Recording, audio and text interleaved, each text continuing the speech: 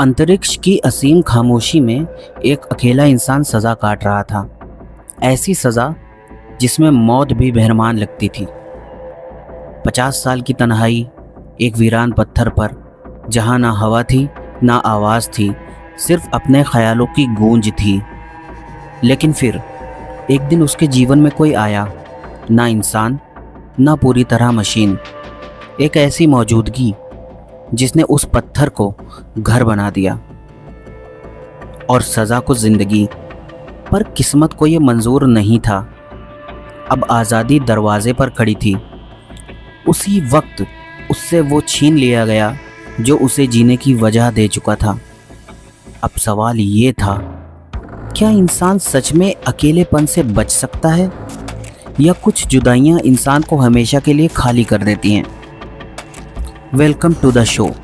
मैं हूं नायाब खान और आप सुन रहे हैं the jail of death on Nayab की फिल्म। बहुत दूर, धरती से भी कहीं दूर, दूसरे अंतरिक्ष में, जहां इंसान की पहुंच बस सज़ा देने तक सीमित थी, वह एक छोटा सा पथरीला ग्रह था, काला, सूखा और बिल्कुल बेजान। उस ग्रह पर एक आदमी रहता था, अर्जुन राय। अर्जुन कोई आम कैदी नहीं था। उस पर एक हत्या का इल्ज़ाम था। कहते थे कि उसने खून किया, पर वो खुद मानता था कि उसने सिर्फ अपनी जान बचाई थी। सच्चाई क्या थी ये अब किसी को फ़र्क नहीं पड़ता था, क्योंकि सज़ा सुनाई जा चुकी थी।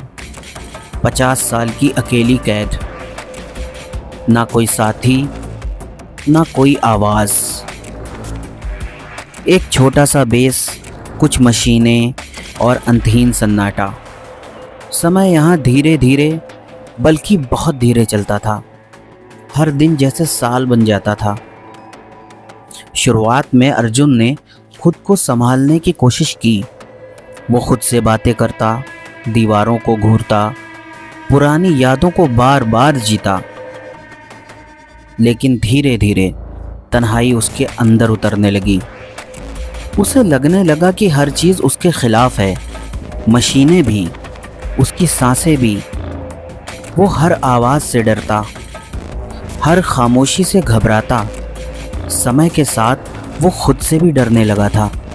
साल में सिर्फ 4 बार एक अंतरिक्ष जहाज़ उस ग्रह पर उतरता था। उस जहाज़ का कप्तान था वीर प्रताप सिंह। वीर प्रताप बाकी लोगों जैसा नहीं था।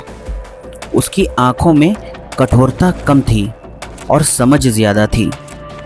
वो अर्जुन के लिए सिर्फ सामान नहीं लाता था, बल्कि थोड़ी सी इंसानियत भी लाता था। कभी वो उसके लिए पुराने ज़माने की चीज़ें लाता, एक अधूरी कार के पुर्जे लाता, कुछ किताबें लाता, कुछ छोटे छोटे काम जिनसे अर्जुन का मन लगा रहे। वीर प्रताप को कहीं ना कहीं लगता था कि अर्जुन पूरी तरह गलत नहीं था, लेकिन उसके साथ आने वाले बाकी लोग अर्जुन को सिर्फ एक बोझ मानते थे। एक दिन जब जहाज़ फिर से आया, अर्जुन के दिल में एक उम्मीद थी। शायद आज कुछ बदल जाए, शायद उसकी सज़ा कम हो जाए।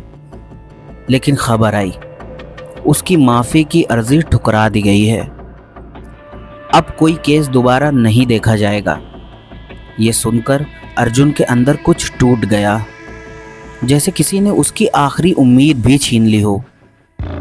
उसे पहली बार एहसास हुआ वो यहाँ से कभी नहीं जाएगा। जाने से पहले वीर प्रताप ने एक बड़ा सा बॉक्स वहाँ छोड़ दिया और सख्त हिदायत दी, इसे तब तक मत खोलना जब तक जहाज़ पूरी तरह चला ना जाए। अर्जुन ने इंतज़ार किया और जैसे ही आसमान फिर से खाली हुआ, उसने धीरे से बॉक्स खोला और उस पल उसकी ज़िंदगी बदल गई। बॉक्स के अंदर एक लड़की थी। उसका नाम था आलिशा। वो इंसान जैसी दिखती थी। उसकी त्वचा, उसकी आंखें, उसकी चाल, सब कुछ असली जैसा।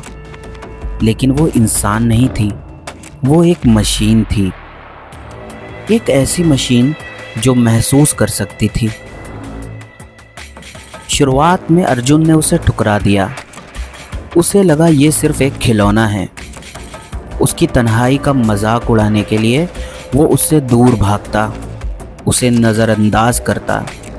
लेकिन एक दिन जब उसने गुस्से में उसे चोट पहुंचाई तो कुछ ऐसा हुआ जिसने सब बदल दिया। आलिशा की आंखों से आंसू बहने लगे। उस पल अर्जुन को एहसास हुआ वो सिर्फ मशीन नहीं थी, उसमें एहसास थे, दर्द था और शायद दिल भी। धीरे धीरे अर्जुन बदलने लगा। वो फिर से मुस्कुराने लगा, वो फिर से जीने लगा। आलिशा उसके लिए सिर्फ साथ नहीं थी, वो उसकी दुनिया बन गई थी। वो दोनों उस सोने ग्रह पर एक छोटी सी जिंदगी जीने लगे, जहां अब खामोशी भी खूबसूरत लगती थी।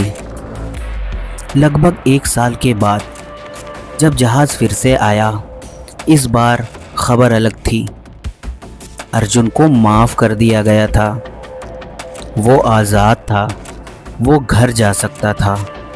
लेकिन एक शर्त थी, जहाज़ में जगह बहुत कम थी, सिर्फ अर्जुन जा सकता था और उसके साथ सिर्फ 15 किलो सामान। और आलिशा उस सीमा में नहीं आती थी। उस पल अर्जुन के सामने सबसे बड़ा सवाल था, आज़ादी या उसका प्यार। अर्जुन कुछ समझ पाता उससे पहले ही वीर प्रताप ने फैसला कर लिया। एक झटके में सब खत्म हो गया। आलिशा की आंखों की चमक बुझ गई। उसका चेहरा जो कभी जिंदगी से भरा था, अब टूटे हुए तारों और धातु में बदल चुका था, क्योंकि वीर प्रताप ने उसे तोड़ दिया था।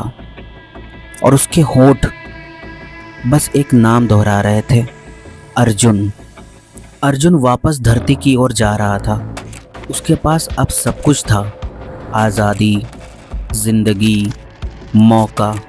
लेकिन उसके अंदर कुछ भी नहीं बचा था, क्योंकि वो जो पीछे छूट गया था वो सिर्फ एक मशीन नहीं थी, वो उसकी वजह थी जिसने उसे जीना सिखाया था। अब उसे समझ आया, असली सज़ा वो 50 साल नहीं थी। असली सज़ा ये थी कि इंसान कभी कभी सब कुछ पाकर भी सबसे ज़रूरी चीज़ खो देता है। और कुछ तन्हाइयाँ कभी ख़त्म नहीं होती। ये कहानी पूरी तरह कल्पना पर आधारित है और मेरी अपनी बनाई हुई है। बिना इजाज़त इसे कॉपी करना, कहीं शेयर करना, दोबारा अपलोड करना या इसमें बदलाव करना मना है। इसमें दिखाए गए सभी किरदार और घटनाएं काल्पनिक हैं। अगर किसी असली इंसान या जगह से मिलती जुलती लगे तो वह सिर्फ एक इत्तेफाक है। ये कहानी कॉपीराइट कानूनों से सुरक्षित है। कॉपी करने वाले पर उचित कानूनी कार्रवाई की जाएगी।